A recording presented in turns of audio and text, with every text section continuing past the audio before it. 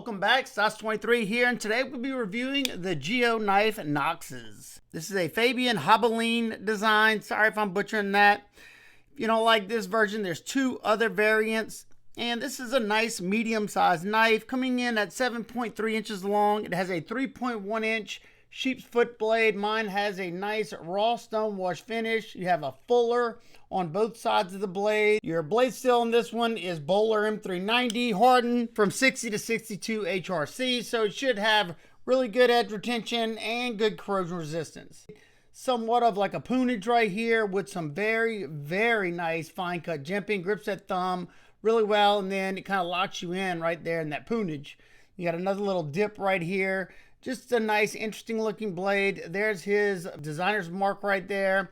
You have a very well executed sharpening choil. Where my fingernail is, you're going to be able to get all that sharpening life before you'll start to run in that thicker plunge grind. Your thumb studs stay out of the cutting path, as you can see there. And the blade stock thickness on this one's coming in at 0.125 with a flat grind that comes down to around 16 to 17 thousandths behind the edge. Being this is my first Geo knife I've tested, I'm very interested to see how it performs. So let's find out.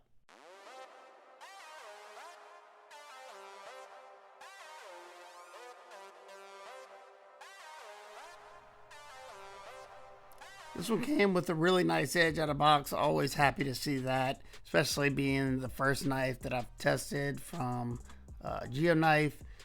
But like, I'm pretty certain they're a subsidiary of Kubi anyway. But yeah, it's really going to shine at doing stuff like this because it has pretty close to a straight edge.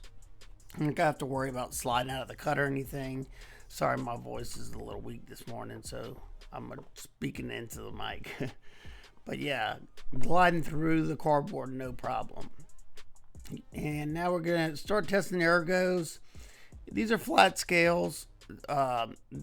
They were, for the most part, comfortable. I was able to get a lot of power into the wood, once again, because of the straight edge. I did notice at the very, very end, I was feeling the top portion of the pocket clip, and I'll talk about that more during the actual review. But of course, I lifted it up on the block just because whenever you're trying to cut on flat cutting surface, even though I can get a good bit more of the edge onto a flat surface, it's a lot easier for me. And you know, if it's gonna make my job easier when it comes to the sisal rope, that's what I'm gonna do. Sorry if you don't like it. That's just I'm trying to minimize blisters here. But yeah, the edge had bite to it. It was blazing through the sisal rope, and you know this is, whenever I get to this test, this is the true test of the edge for me, because I've had, you know, some knives where I cut the cardboard, it was cutting really well through the cardboard, but it didn't have any bite to it, and that will make it fail in the sisal rope portion. But that wasn't the case here. This is another place where this one's going to shine because you got that tip that's sitting low like that. You can easily make those fine cuts when dragging through stuff. And I pulled it up on the block once again just to make my job easier. But as you can see, it's blasting through the material. Absolutely no issues with anything that I cut. Fantastic job from Geo Knife. Well, they're definitely off to a good start in my books, because it came nice and sharp. Let's see how the edge is after the cutting.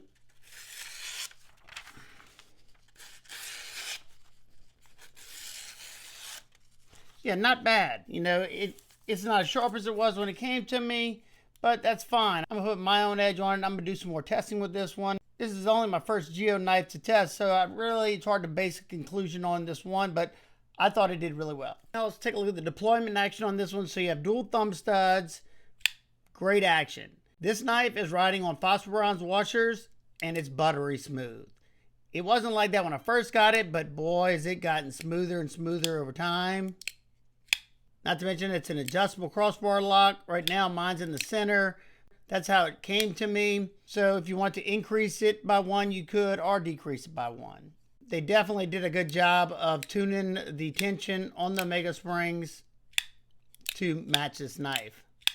You can also reverse flick off the thumb studs. I can't really reverse flick off the fuller on this one just because this is a stone wash version and it's a little bit slick, but that's perfectly fine being that I can do it with the thumb studs. I can also deploy it easily on the left side, no problem. However, this blind screwed mill tie pocket clip is only tip up right hand carry. That's the biggest miss on this knife because you already have dual thumb studs and an ambidextrous lock. It didn't really make any sense not to make it an ambidextrous knife. Now that might have been the designer's choice. I have no idea, but I still think it was a miss overall. But I like a nice hydraulic smooth phosphor bronze washer action. It also gives you a much tighter fit to the knife, and that usually aids in a very tight lockup. Your thumb studs are comfortable, kind of like a volcano up top, just enough traction. I don't have any problem sliding off of it. And the ergos during the testing, I will say my medium-sized hands, I just get a 4-finger grip on it if I'm choked back behind this. If I want to cheat up a little bit, I can if I want, because they did leave it flat right there. It's not as comfortable as this little choil area, but if you wanted to get a little bit more control over the edge and start right from the beginning, you could get right up to that edge. This reverse pull grip is nice and comfortable.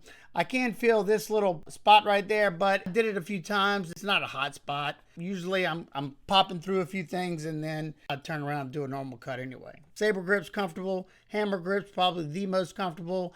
And then the pinch grip, I can get all the way down to the end of the spine, put a lot of pressure down if I need to come through something a little bit harder. And for some reason, if you want to do the reverse gas station knife fight grip, you could. It's fairly comfortable, kind of locks you in, and you got this semi-guard right there to kind of keep you from sliding up on that blade a little bit. Now let's take a look at these handles. So you have flat titanium scales. You can see you got this chamfer. It goes all the way around the scales, so you don't have any sharp areas. I do wish they would have kept this big chamfer going all the way this way too. But they went with a larger chamfer here than the back side right here. They went small, but then you have this fadeaway side. So I guess it's more of a design choice because you have that wrap all the way around here too. Not too sure why they went that route, but I think it's an aesthetic thing and I'm fine with it. For the most part, I thought this was really comfortable. I love the golf ball dimpled texture on the tie scales. It offers just a little bit of extra traction, and that's all I really needed with this one. You have a flat pivot with a chamfer going around it. It is sitting a little proud of the scales, but I have no issue with that. You have Torx TA construction everywhere. Fantastic. And you have the Geo knife imprinted on the pocket clip. The tension on the clip, good. If it was too springy, I think it would kind of slide around in the pocket, but the way it's sitting, good job. Your centering on my particular knife is right down the pipe, and y'all just saw how smooth it is. And because it's fairly streamlined, you don't have any flipper tabs or anything, it didn't get in the way of anything in my pocket if you want to carry something else. And it's not a deep carry, but it sits fairly deep in the pocket. At least you have something to grab a hold to, the top of that pocket clip to pull it out of the pocket, and it holds it in there nicely. Your lockup on this, when I say is a bank vault, is a bank vault. Absolutely no movement up or down, left or right, which is very impressive, being that you have phosphor bronze washers. A lot of Benchmades tend to have side to side if you want to get it that smooth. So pretty impressed. That means they got nice tight tolerances. And also no up and down lash from that crossbar lock. Another thing that's nice. Now for some quick size comparisons. It's in the middle of the Ontario Rat 1 and 2. And it's a little shorter than the Benchmade Bug Out and is very similar in length to the Spyderco Power 3. And it's a hair shorter than the CJRB Alt Pyrite, and it's a hair longer than the Kershaw Bel Air. And lastly, it's very similar in length to both the Kubi Royal and the WE Knives Cubit. One thing I noticed right away whenever I got this knife out of the box is how balanced it felt in hand. And I think that's because they didn't put any real liners in there, and they have heavily pocketed out the top and bottom tie scale. Only stainless you have stops about where my finger is right there, and that is to house the crossbar lock, which in my opinion, that's all you need. And if you look, your balance point is absolute perfection. It's going to feel a lot more nimble in hand. You're going to move it around easy without making it feel like it's going to tip one way or the other. And all that pocketing and the milling all up here brings this one to 3.26 ounces. That's perfect in my opinion. Now, being that absolutely no knife is perfect, what are my nitpicks and complaints on the Noxiz's? The only big nitpick I have on this particular knife is there's no lefty love. You know, you have everything else is ambidextrous. You got dual thumb studs, ambidextrous lock. I just don't get why you would not put a reversible clip on this one.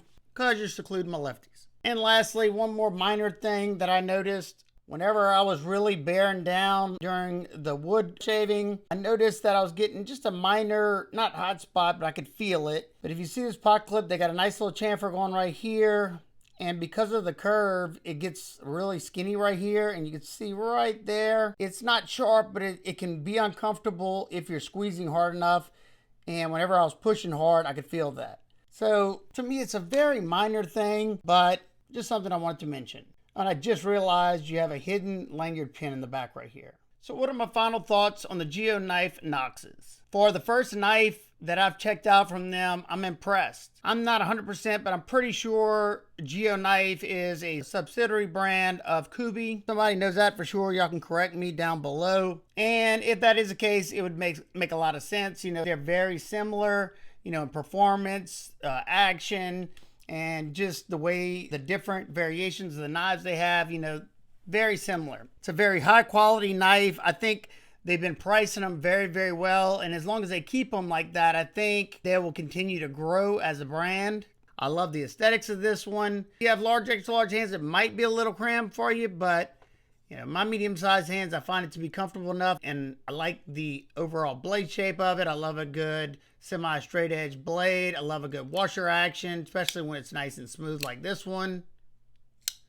And not to mention, it was very easy for me to carry this one. So this particular variation is coming in at $207. They also have one, I think, with a tiger stripe scales and the same milling, the same price as this one. But the most expensive one is a DLC finished one at $263, and I still think that is very reasonable. But I'd love to hear y'all opinions. Do you think they're priced well? And if you own any knives from Geoknife, let me know what you think about them. What's been your experience, and which models did you get? Well, that's going to wrap up today's video. If you're interested in picking up your own Geoknife, I will have them linked down below in the description. If you have any questions in particular, feel free to ask me down below, and I'll do my best to get back with you.